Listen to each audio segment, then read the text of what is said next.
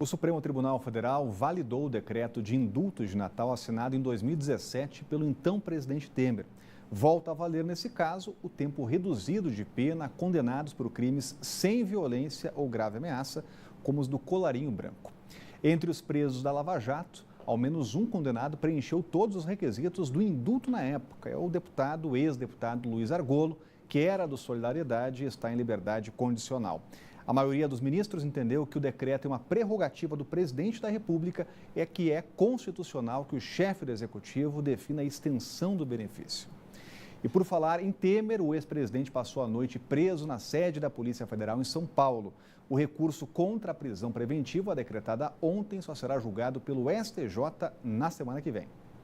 No começo da noite, o ex-presidente Michel Temer e seu amigo, o coronel João Batista Lima Filho, foram levados para o IML Central de São Paulo. Os dois passaram por exame de corpo de delito e depois tomaram rumos diferentes. Temer voltou para a Superintendência da Polícia Federal na Zona Oeste da capital paulista e o coronel Lima seguiu para o presídio Romão Gomes, na Polícia Militar. Eles se apresentaram à Polícia Federal depois que o Tribunal Regional Federal da 2ª Região revogou, por 2-1, o habeas corpus dado pelo desembargador Antônio Ivan Thier. Temer teve a prisão preventiva decretada em março pelo juiz federal Marcelo Bretas, do Rio de Janeiro. A prisão se refere à suspeita de que Temer teria recebido R$ 1 milhão de propina por meio de um contrato da Eletronuclear, a estatal responsável pela construção da usina nuclear de Angra 3. O advogado de Michel Temer entrou com um novo pedido de habeas corpus junto ao Superior Tribunal de Justiça,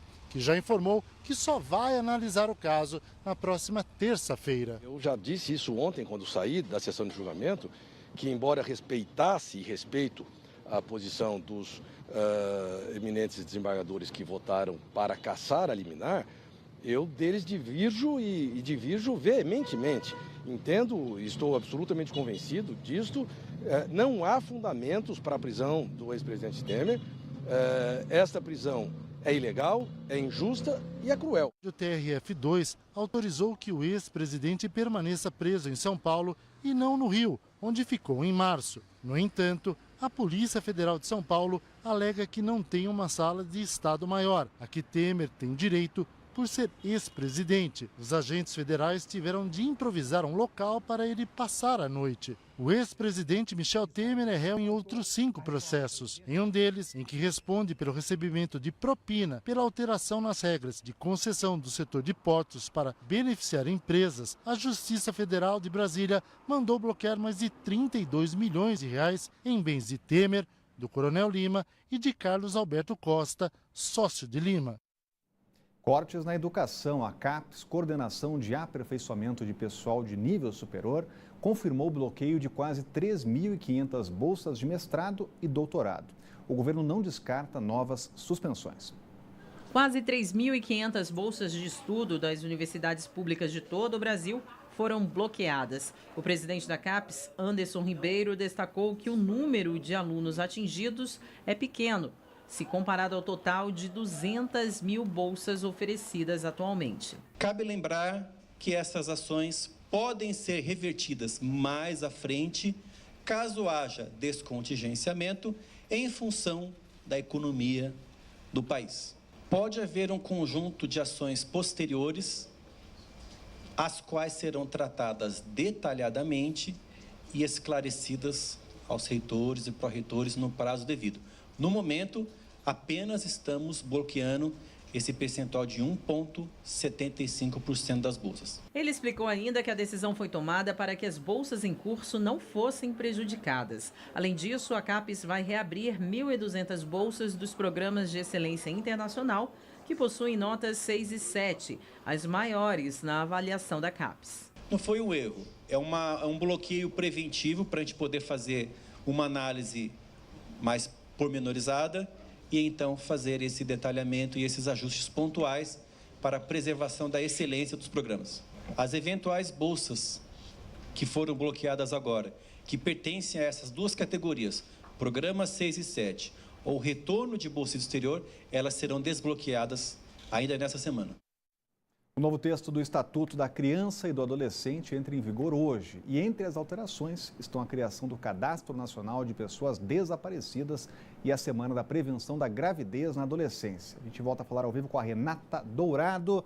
Tem detalhes importantes aí, né, Renata? Pois é, Rodrigo, vai ter uma solenidade logo mais às 5 horas da tarde, mas a gente traz aqui mais detalhes, além desses que você falou. Por exemplo, a partir de hoje, menores de 16 anos, se forem viajar sozinhos, só vão poder viajar com autorização judicial e mediante assinatura dos pais.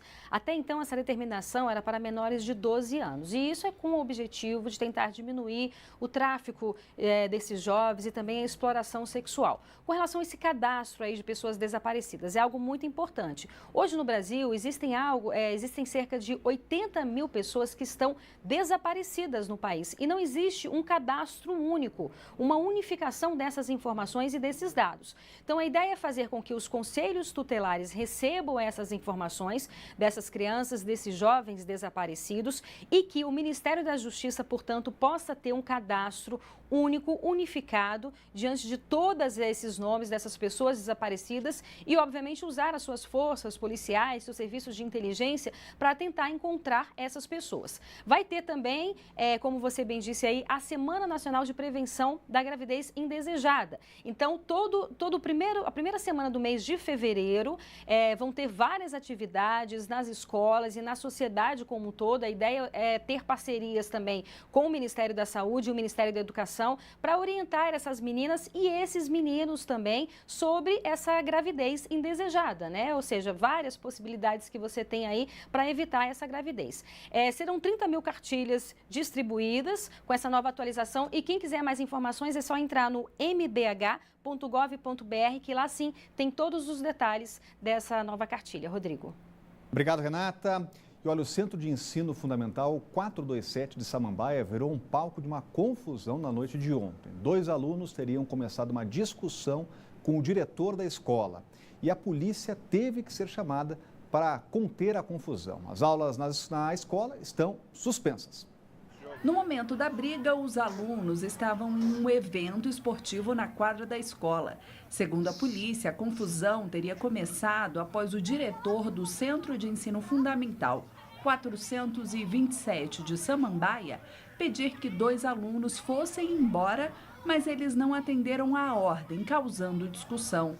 Para conter os estudantes, a polícia militar teve que ser chamada pela direção. A PM informou que após chegar na escola foi preciso utilizar spray de pimenta para dispersar os alunos. Um dos jovens teria agredido um policial e em seguida ele foi encaminhado para a 26ª Delegacia de Polícia de Samambaia.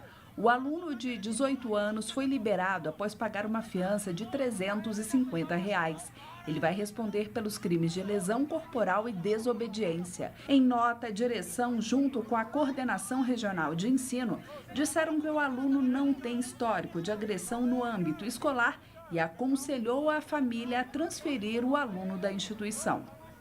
Cláudio Humberto, como a polícia deve agir nesses casos? A polícia foi chamada para restabelecer a ordem, para proteger pessoas, inclusive professores que estavam sendo ameaçados por alunos que com uma atitude agressiva, um comportamento delinquente. A Polícia Militar agiu corretamente. A Polícia Militar não é um órgão de relações públicas, é um órgão de policiamento, né, faz o policiamento preventivo, mas também faz o policiamento corretivo.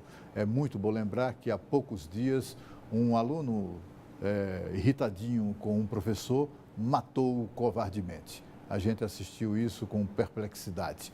Portanto, todo cuidado é pouco, mas só mostra, né, Rodrigo, como é acertada aquela política adotada agora no governo do Distrito Federal de parceria com a Polícia Militar e o Corpo de Bombeiros para garantir a presença em escolas com, digamos assim, áreas de risco, como parece ser o caso de policiais militares, para participar mesmo do dia a dia, da rotina e da formação dos nossos jovens.